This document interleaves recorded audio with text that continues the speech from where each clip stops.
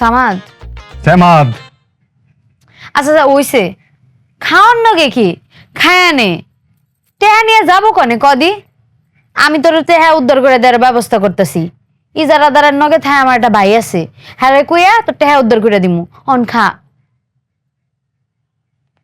আমার তো কোনো কিছু বানানো আসতেছে না, সবই তোর দোষ। বালের হোটেলে না গেলে ওই দালাল দুটার লাগে আমার পরিচয় হইতো না, ধরাটাও খাওয়া লাগতো না। পরিচয় হয়েছে তো কি হয়েছে রে সব ঠিক হয়ে যাবো তুই খা খায় নে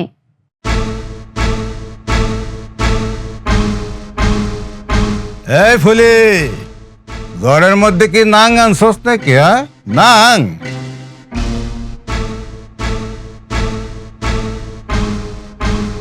কথাবার্তা সামনে এখন কি করতেছেন এগুলা ওই ঠিকই তো কই, এই বস্তির তো একটা সম্মান আছে।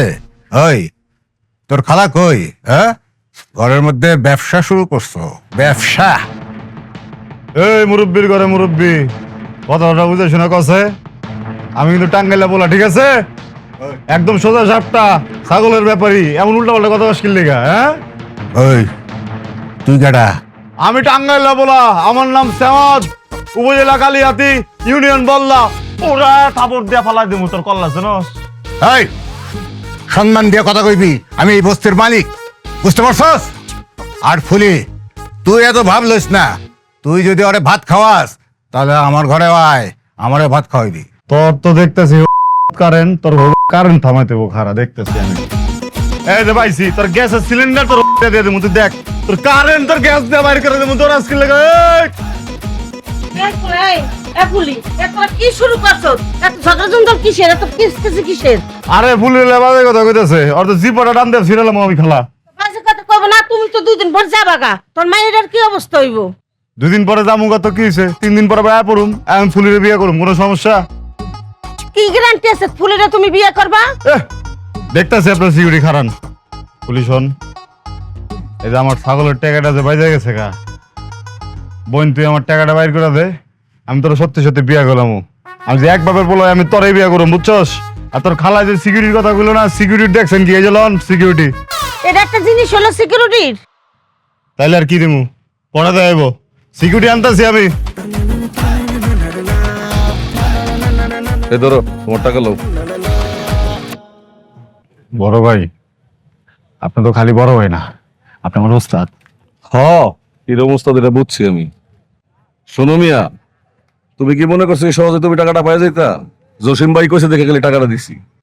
লালু সোবান, তোরা আমার লগে রাগ করিস না ভাই।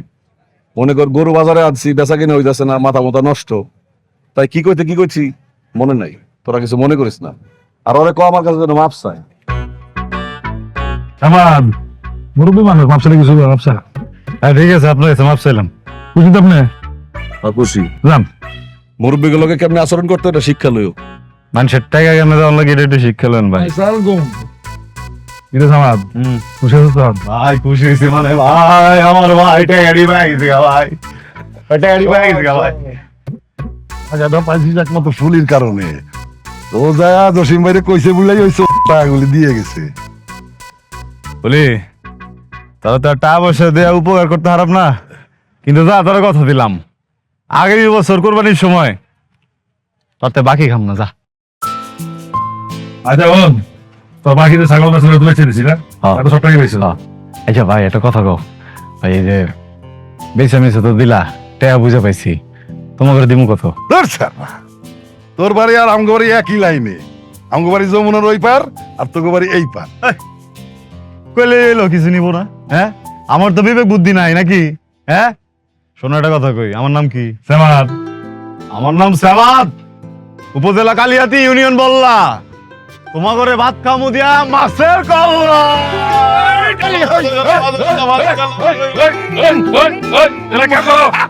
তোমরা রেডি করো, আমি লালু একটু ঘুরে দিচ্ছি।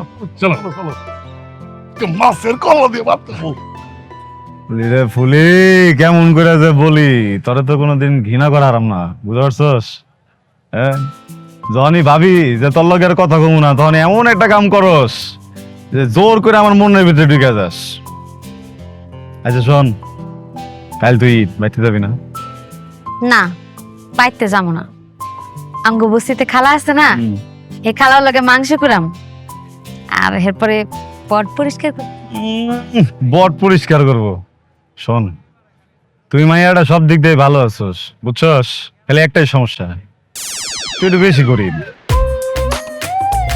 হাই ওই রাবা করছস কে? জীবনে আর গরিব মাইয়া দেখাস নাই?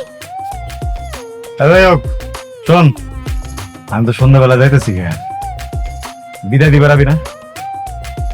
আমনি যা। আইলিন তো গিফট আছে। কি গিফট? স্যারটা কেমন করে জিবাটা তো বাইর করে দিছস গিফটের কথা শুই না। শেষরা ছোট লোক, গরিব। আর ফোন হয়েছে। হ্যালো, আসসালামু আলাইকুম আম্মা। ব্যাস হয়ে গেছে গা। আরে 70,000 টাকা দিচ্ছি আম্মা। আরে টেনশন করো না তুমি, টাকালে আইতাছি আমি, আইতাছি টাকালে আইতাছি, বুঝছো? সন্ধ্যাবেলা রওনা দিতেছি। আরে তুমি খালি রান্ধো, দেখো না কি হয়। এই যে ড্রাইভার, তুমি যেন আবার ভুলে টান দিও না, ঠিক আছে? আমি তো পাঞ্জাবি নষ্ট হয়ে যাবো গা। কিরে সামাদ, একেবারে লাল টুকটুকা পাঞ্জাবি পুরো জামাই সেজে রেখেছে, কে দিল?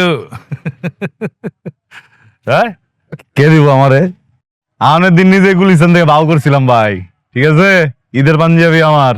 এই যে আজকে যাইতাছি, পাঞ্জাবি গাইতে যাইতেছি, রাইতের বেলা যামু, সকালবেলা পৌঁছামু, সকালে পৌঁছে নামাজ পড়লাম ভাই।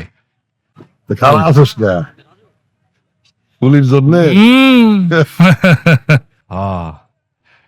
ওই মায়ের না আমার কেমন যেন ভালোই লাগছে। হ্যাঁ, মানে একটা মানুষ এত গরিব হইতে পারে, এত গরিব কেমনে? হ্যাঁ শোনেন, আমার কি কয় জানেন? আমার কয় ঈদের দিন নাকি হোয়াটসঅ্যাপ করবো আর মাংস উঠাইবো। কোন আরে গরিবের কি শেষ আছে?